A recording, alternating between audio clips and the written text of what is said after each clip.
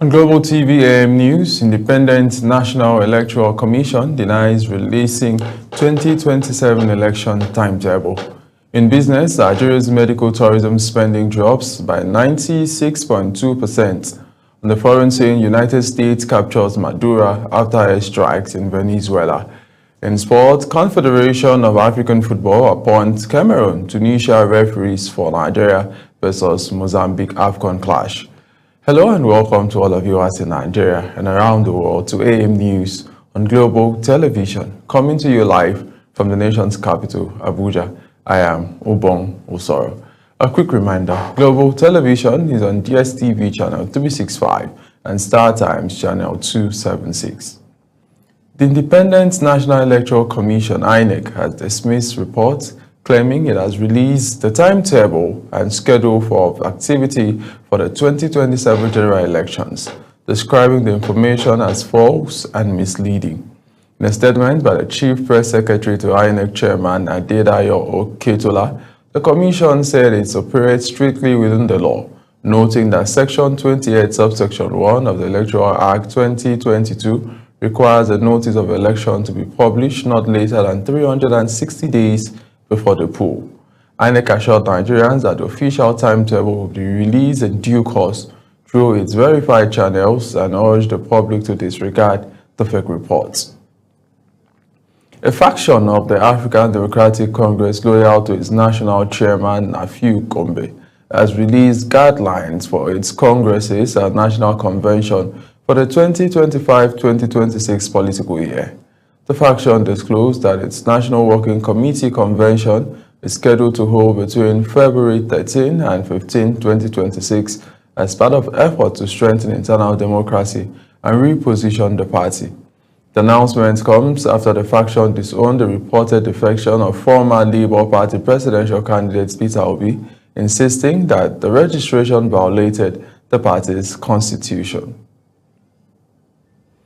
The National Association of Resident Doctors, NARD, will resume its total, indefinite and complete strike from 12 a.m. on Monday, January 12, citing the federal government's failure to fully implement a previously signed memorandum of understanding. The association said the action tagged "No Implementation, No Going Back" will include center-based protests across hospitals and press briefing by leaders of its 91 centers following resolution from an emergency National Executive Council meeting. NED warned that the strike will only end after government meets outstanding demands, including salaries and promotion areas, reinstatement of dismissed doctors, and a full implementation of professional and specialist allowances. The Chief of Staff of the Naval Office, Vice Admiral Idi Abbas, has commended troops of Operation Hadi Khan for their courage and resilience in safeguarding the nation. According to a statement by the Joint Task Force spokesperson, Lieutenant Colonel Sani Uba, Abbas gave the commendation during a visit to the operations headquarters in Maiduguri, where he conveyed President Bola Tinubu's appreciation for the operational success. The Naval Chief emphasized the importance of joint military operations, noting that collaboration enhances efficiency and strengthens national security. As the world celebrates New Year, many Nigerians are already looking ahead with hope that the new year will bring relief from economic and security challenges experienced in 2025. From rising food prices to insecurity and unemployment, citizens say several promises fell short, leaving them eager for better governance in the new year. Kabi Azan took the conversation to the streets of Abuja to hear what Nigerians expect from the government in 2026 and what they believe was missing in 2025. The report.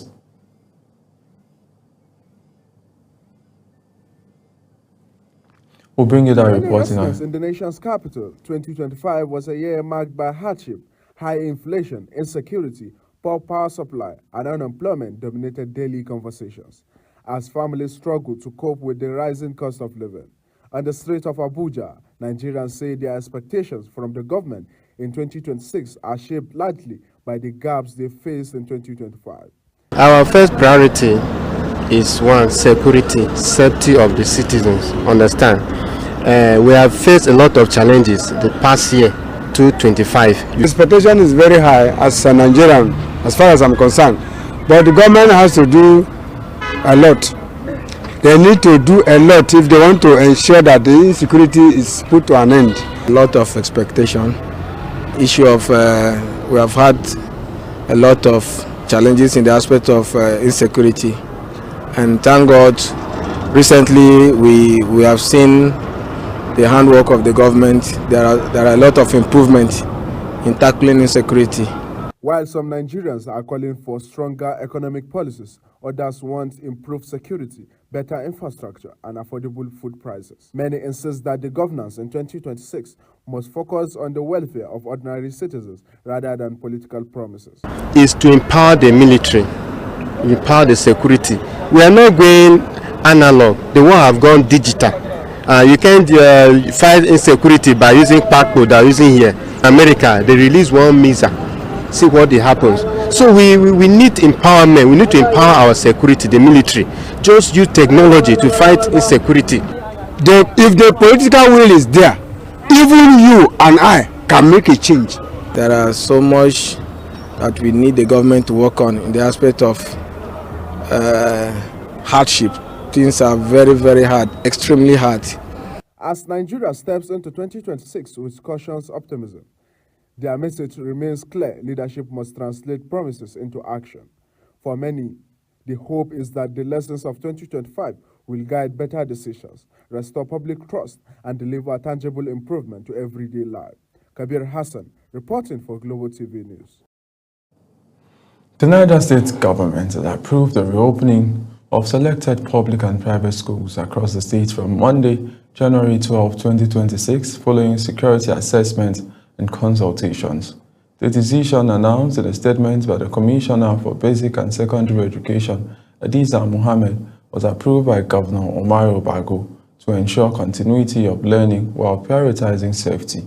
The government said only schools in secured areas will resume, with a full list to be released on the resumption date. The federal government has intensified efforts to address decades of environmental degradation and pollution-related health challenges in Ogoniland, with moves to operationalize the Ogoni Specialist Hospital. The initiative, being implemented through the Hydrocarbon Pollution Remediation Project, HYPREP, represents a critical link between environmental remediation and public health recovery in the oil-polluted Niger Delta region. Our correspondent brings the report. Ogoniland in Nigeria's Niger Delta is one of the regions most impacted by decades of oil exploration, environmental pollution, and repeated ecological disasters, with lasting consequences for human health and livelihood. As part of government environmental justice efforts, the Technical Planning Committee on the Operationalization of the Ogoni Specialist Hospital has submitted its report to the Hydrocarbon Pollution Remediation Project, HYPREP, at the Project Coordination Office in Port Harcourt, Rivers State. The committee comprises seasoned health professionals drawn from within and outside Ogoniland. Their mandate was to develop a comprehensive and environmental responsive operational framework to ensure the sustainable running of the hospital upon completion. Chairperson of the Technical Planning Committee, Christy Mato, says the establishment of the Ogoni Specialist Hospital is a direct response to the long-term health impact of environmental pollution resulting from years of oil exploration in Ogoniland. Ogoniland, like we know, has been exposed to prolonged oil contamination that has limited water sources, soil, and air.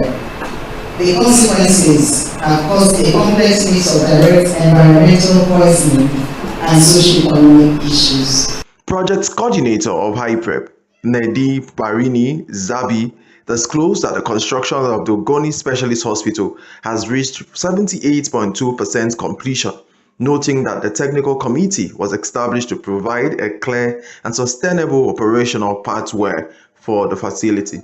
The Ogoni Specialist Hospital is a central component of the multi-layered public health interventions being implemented by HYPREP in Ogoniland. Zabi added that when completed, the Ogoni Specialist Hospital will serve as a federal government-driven referral hub, providing specialized healthcare services, reducing dependence on distant urban hospitals, and strengthening environmental and public health resilience in the region.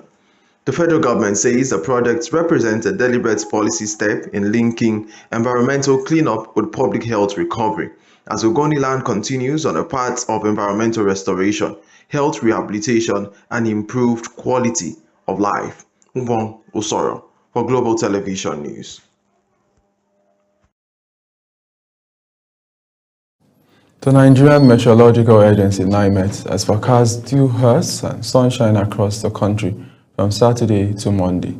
NIMET said the slight and moderate dust herds will affect parts of northern states, while the rest of the region will remain sunny and hazy. The agency also predicted isolated thunderstorms with light rainfalls over parts of the south later in the day.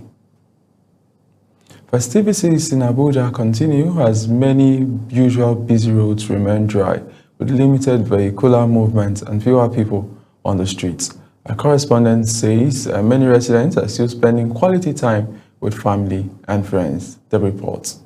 The weather can influence the mood, but in Abuja, residents remain in celebratory spirit as New Year festivities continue, resulting in dry roads across the city. Major roads and neighborhood streets across the Federal Capital Territory show reduced traffic, a clear sign of the holiday period.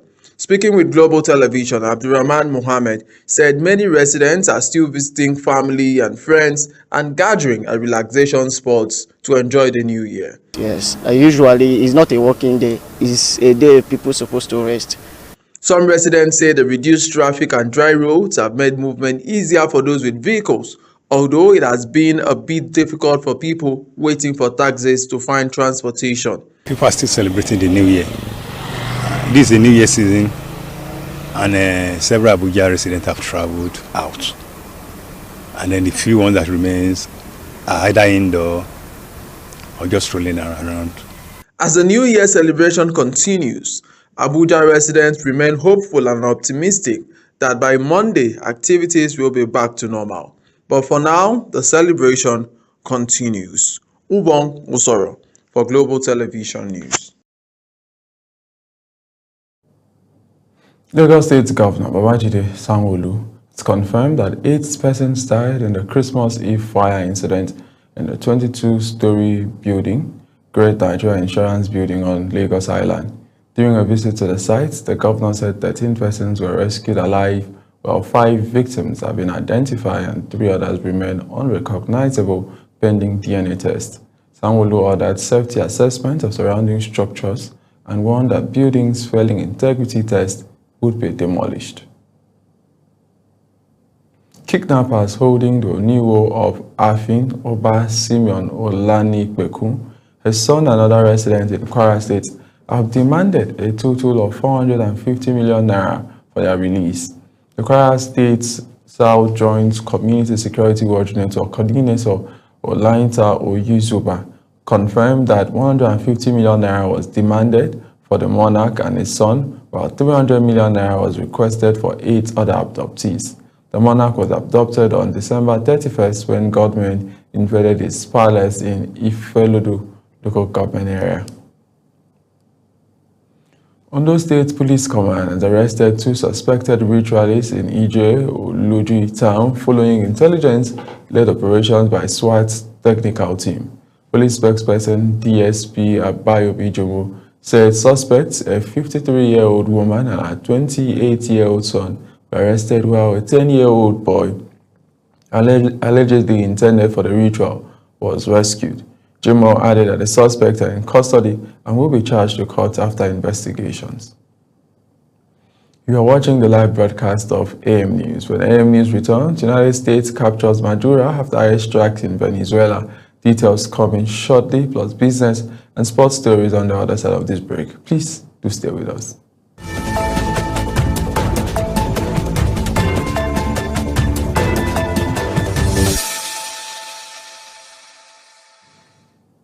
In business, the Central Bank of Nigeria has projected 4.49% economic growth and inflation easing to an average of 12.94% in 2026. In its economic outlook, the Apex Bank said the projections are driven by financial sector reforms, improved forex stability, and increased oil production. The CBN also forecasts foreign reserve to rise to over $51 billion as lending costs gradually decline. Nigeria's spending on medical tourism declined by 96.2% in the first half of 2025 compared to the same period in 2024. This is according to data released by the Central Bank of Nigeria. Spending fell from $2.38 million in early 2024 to just $0.09 million between January and June 2025.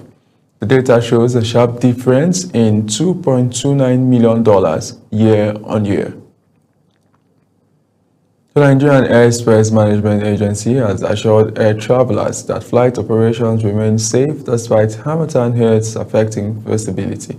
The agency's spokesperson, Dr. Abdullahi Musa, said all navigational aids at Nigeria's airport are regularly maintained and calibrated in line with international standards. Musa added that the Nigerian Civil Aviation Authority continuously audits compliance to ensure safety. On the foreign scene, figures from the Canada Border Services Agency says Canada has deported 366 Nigerians between January and October 2025. An additional 974 Nigerians are currently awaiting removal, placing Nigeria among the top countries affected by Canada's immigration crackdown. The agency now deports nearly 400 foreign nationals weekly, the highest rate in over a decade. The United States has captured Venezuelan President Nicolas Maduro and his wife and launched what U.S. President Donald Trump describes as large-scale airstrikes in Venezuela, escalating weeks of heightened tensions between Washington and Caracas. Trump said Maduro has been flown out of the country, though details remain unclear, as Venezuela's government declared a state of national emergency, rejecting what it's called military aggression and demanded immediate proof of life for the president and his wife. Eyewitnesses in Caracas reported explosions, shaking buildings and fires, sending plumes of smoke into the sky, as authorities condemned the strike and the international community awaited further confirmation of the events on the ground. Rescue operations are ongoing in Nairobi after a multi-story building under construction collapsed, trapping at least 4 people. Kenyan authorities said 2 watchmen and 2 pedestrians remain under the rubble, while 1 survivor was hospitalized. Investigation revealed the building exceeded its approved height, likely causing structural failures. Israel says 37 humanitarian agencies supplying aid in Gaza have not met a deadline to meet security and transparency standards, stating that they would be banned from the territory, despite an international outcry. The international non-governmental organization, which had been ordered to disclose detailed information on their Palestinian staff, will now be required to cease operations by March 1 this year. Uyi Akpomofwegbe brings more details. The United Nations has warned that the action will worsen the humanitarian crisis in the war-ravaged Palestinian territory, with several NGOs saying the requirements contravene international humanitarian law or endanger their independence. Teresa Leibowitz, Deputy Director of Physicians for Human Rights Israel, believes that implementation of these regulations and adding additional obstacles on the affected organizations is part of efforts to weaponize the delivery of aid as part of a broader systemic dismantling of civilian life in Gaza. On the people of Gaza, it has a direct effect. It means that international organizations that have expertise, that are known around the world for providing humanitarian aid, that have expertise in Gaza itself, that have the trust of the community there, that have connections, will no longer be able to do what they have done. Israel says the new regulation aims to prevent bodies it accuses of supporting terrorism from operating in the Palestinian territories. A ministry list indicates that prominent humanitarian organizations hit by the ban include Doctors Without Borders, the Norwegian Refugee Council, World Vision International, and Oxfam. In Doctors Without Borders' case, Israel accused it of having 2 employees who were members of Palestinian militant groups Islamic Jihad and Hamas. Uyi Agmofwegwe, reporting for Global TV News.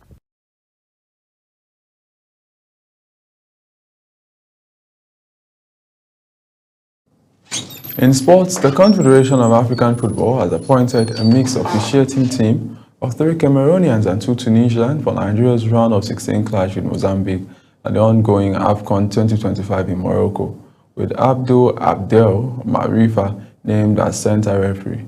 Marifa will be assisted by fellow Cameroonians Elvis Guy Nupe and Karin Fomo, having previously officiated Group A match between hosts Morocco and Mali, which ended in a 1-1 and produced 44 tackles, 37 fouls, 2 penalties, and 8 yellow cards. Tunisian heads Dem Gouret will oversee VAR duties alongside Khalid Hassani, while Gabon's Tanguy Paris serves as fourth official for the match scheduled for Monday, January 5 at the Face Sports Complex, where Group C winners Nigeria will face Mozambique, one of the best third-place teams.